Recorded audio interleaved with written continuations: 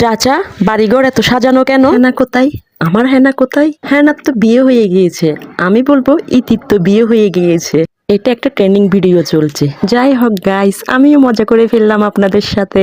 Hello guys, আসসালামু আলাইকুম। কেমন আছেন সবাই? এই তো বিয়েতে যাওয়ার জন্য মা মেয়ের কাপড় চোপড় বের করে ফেললাম। অনেক তাড়াতাড়ি রেডি হয়ে গেলাম। চলেন দেখে আসা যাক আমাদের ফাইনাল লুক।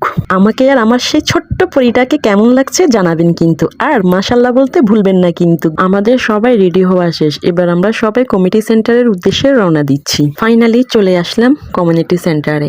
এখানে সাজানো গোছানো দেখার পরে আমার ওই যে টিকটকের সেই ডায়লগটার কথা মনে পড়ে যায়, যেটা আমি প্রথম শুরুতেই বললাম। পরিপাটি ভাবে সবকিছু সাজানো গোছানো ছিল। যাই হোক, আমরা উপরে উঠলাম। উপরে উঠতেই দেখি আমাদের আগে বরযাত্রী যাচ্ছে। আমরা পিছনে ছিলাম।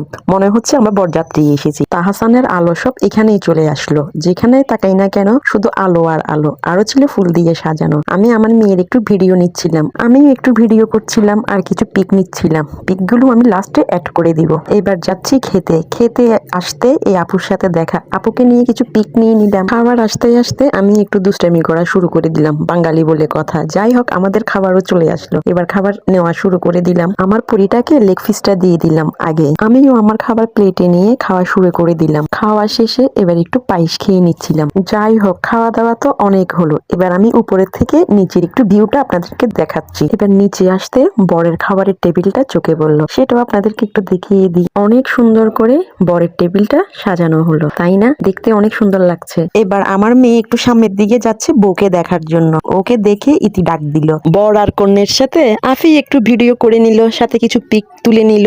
এদিকে বাবা তার রাজকন্যাকে নিয়ে একটু ভিডিও করছিল। আমিও চলে আসলাম এক রাজ্য ফুলের মধ্যে আমার মেয়েটাকে নিয়ে। আমার আর আমার মেয়ের আরো কিছু ভিডিও নিয়ে এবার চলে যাচ্ছি বাসার দিকে, কারণ অনেক লেট হয়ে গিয়েছে, অনেক রাত হয়ে গেছে। এবার বাসায় ফিরতে হবে। যাই হোক, সবাই বড় কন্যার জন্য দোয়া করবেন। আর আজকের ভিডিও আমি এখানেই শেষ করব। আবারও নেক্সট কোনো নতুন ভিডিও নিয়ে আসবো। আর এই ভিডিওতে শেষে আমাদের পিকগুলো অ্যাড করে দিলাম। এখানেই শেষ করছি। আল্লাহ হাফিজ।